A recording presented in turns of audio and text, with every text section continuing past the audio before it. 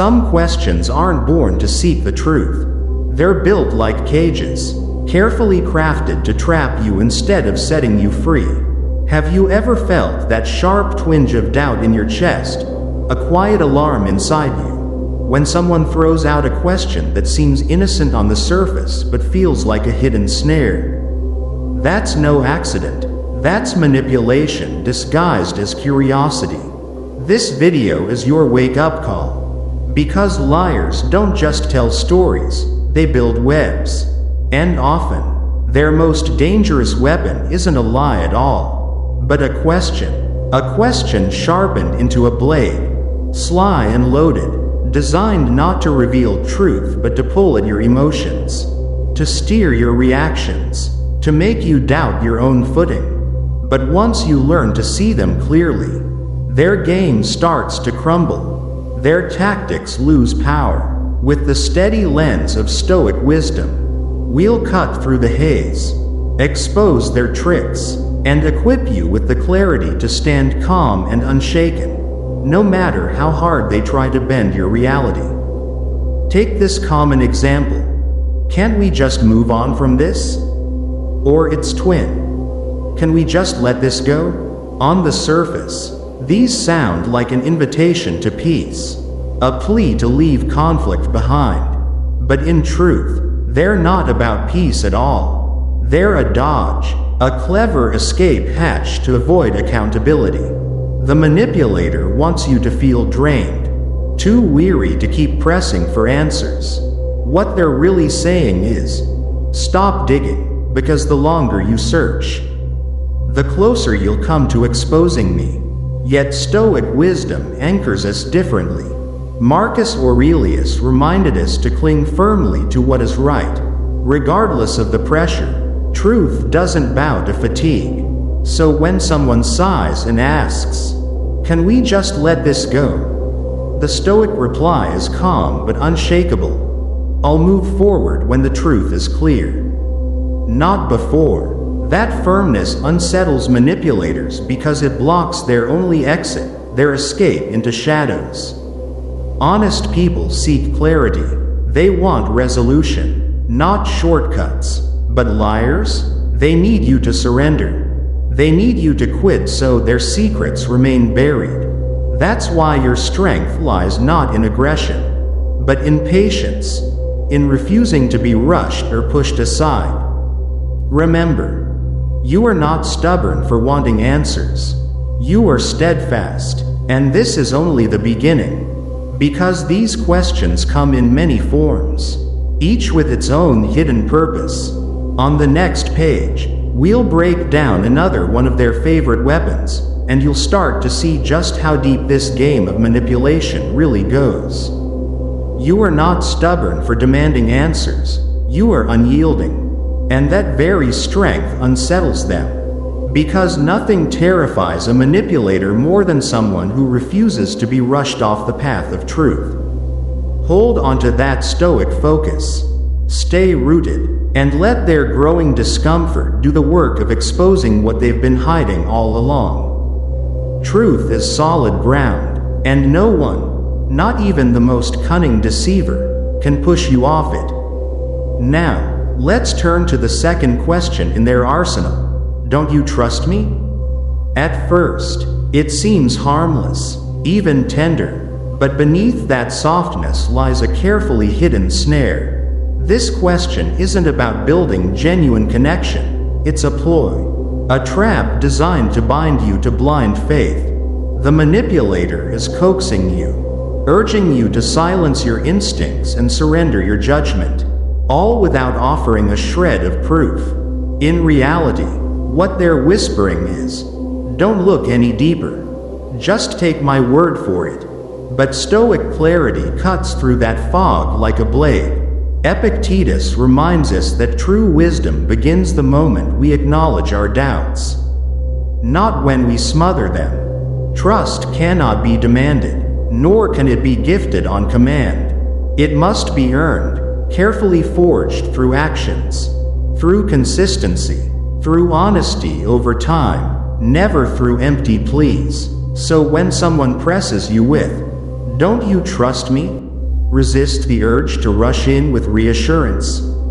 Instead, remain composed, steady, and strong. Let your response carry quiet firmness. Trust is built on proof over time. Are you asking me to ignore my own judgment? Notice what happens next. Their reaction, whether it's a sudden subject change, a flicker of irritation, or a forced smile, will speak volumes louder than their words ever could. A genuine person will not flinch at your caution. They will respect it, because they know real trust can stand in the light. But a manipulator? They will stumble, they will falter, because your refusal to bend, your calm refusal to be pulled in, cracks open the mask they've been wearing. So hold that stoic calm. Let their unease reveal the truth they'd rather bury. And with that, we step into the third question, one that strikes at your emotions with a subtler edge. Why are you being so sensitive? Or its cousin, why are you overreacting? On the surface, it sounds like curiosity. In truth, it's nothing but a veiled jab, meant to shake you at your core. We ended the last section with the manipulator trying to twist your emotions, making you question whether you're too sensitive. But here's the truth. Your feelings are not a flaw. They are a compass, pointing you toward what's really happening beneath the surface. When someone says, "Why are you overreacting?" what they're really doing is planting a seed of doubt. They want you to believe your emotions are wrong, so they can keep crossing your boundaries without resistance. But stoic clarity holds you steady. As Seneca once reminded us, much of our suffering comes not from reality itself, but from the distorted thoughts we attach to it. So when that question comes, don't flinch, stay calm, stay grounded, and turn it back with quiet confidence. I'm not overreacting. I'm paying attention. Does that bother you? That single, steady response shifts the weight back onto them. Watch closely, because their stumble, their quick attempt to dodge, or even the sudden irritation on their face will tell you more than their words ever could. Honest people never fear your awareness. They respect it, because they have nothing to hide. But liars squirm the moment you refuse to doubt yourself. Your strength lies in that unshaken stoic calm. You are not too sensitive for noticing what's wrong. You are awake. And that, more than anything else, makes them nervous. Keep that focus, because their unease will eventually reveal the truth they'd rather bury. Now let's move to the fourth manipulative question, one that wears a velvet glove but hides a sharp blade. Would I ever lie to you? At first, it sounds almost noble, as if the very act of asking proves their innocence. But it isn't a question seeking truth, it's a performance. It's designed to paint the speaker as too pure, too upright to ever deceive you. The manipulator wants to shock you into guilt, to make you feel wrong for even daring to doubt them. But here's the catch. Why would someone even ask this? Unless they sense you're close to uncovering something? This is where Stoic wisdom, like Marcus Aurelius's reminder to focus only on what is real, cuts through the theatrics. Don't get lost in their show.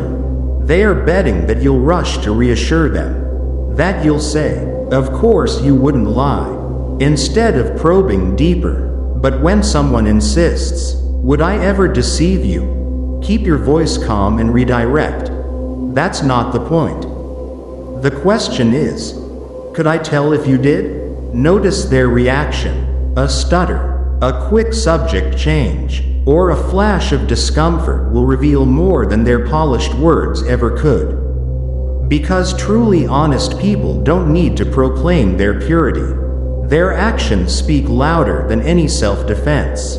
Liars, on the other hand, thrive in the fog of doubt they create. Your clear-eyed response pierces that fog. Stay anchored in stoic clarity. Don't let their feigned innocence sway you. You are not wrong for questioning. You are sharp. And sharpness is exactly what manipulators fear most. Which brings us to the next twist in their playbook. The fifth question. Are you accusing me of something? At first, it may sound like a genuine inquiry. But in truth, it's a slick dodge, a tactic meant to flip the script and put you on the defensive. This is not a genuine question. It's designed to twist your curiosity into an attack. The manipulator wants you to feel like the aggressor, forcing you to scramble in defense instead of pressing for answers. What they're really saying is, "How dare you question me?" hoping that you'll back down and drop the issue. But Stoic wisdom keeps us grounded. As Seneca taught, true understanding comes only when we remain calm and choose our responses with care. When someone throws this question at you, they're betting on your panic. Don't take the bait. Hold your gaze with composure. Let the silence linger for a moment. Then, with steady confidence, say, "I'm not accusing. I'm clarifying. Is there a reason you feel accused?" This reversal will catch them off guard, because they expect you to crumble, not to stand tall. Your calmness is your true strength. An honest person always welcomes questions and clarity. A liar, on the other hand, fears them, because every question threatens to unravel the web of deceit they've carefully spun. So stay anchored in stoic stillness, and simply observe. Soon, their unease will betray the truth they're desperate to hide. Remember, you are not the villain for seeking honesty. You are simply awake, and that is the complete set of 5 questions that reveal the manipulator's game. These are not innocent queries. They are calculated moves to distort your reality, to make you doubt your own instincts, and to drag you deeper into their net of control. But now, you're armed with the clarity to pierce through the fog. You are not wrong for spotting the red flags. You are not too much for demanding the truth. You are awake, and that is the very power manipulators fear most. Stoic wisdom from thinkers like Marcus Aurelius reminds us to prize truth over comfort, to stand firm in reason, and to never let anyone dull our inner strength just because they want to silence us or shame us for staying sharp. Ask yourself, are they truly seeking the truth, or are they chasing control? Does their question lift me up, or does it press me down? Your intuition already knows the answer. Trust it. It is your compass in a world that too often thrives on deception. You don't need to shout or fight to win. Your calm, your focus, and your refusal to bend. That's what makes you untouchable. Each time doubt flickers, run a quick mental check. Would Seneca tolerate this?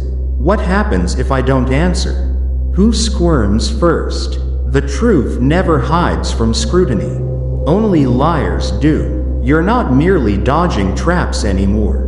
You're rewriting the entire game. Keep your eyes open, your mind clear, and your spirit unbroken. You're not here to be anyone's pawn. You're here to live with purpose, anchored in what is real. Thank you for walking with me on this journey. If this message resonated with you, don't forget to hit that like button, subscribe, and let's keep sharpening our minds together. I'll see you in the next video.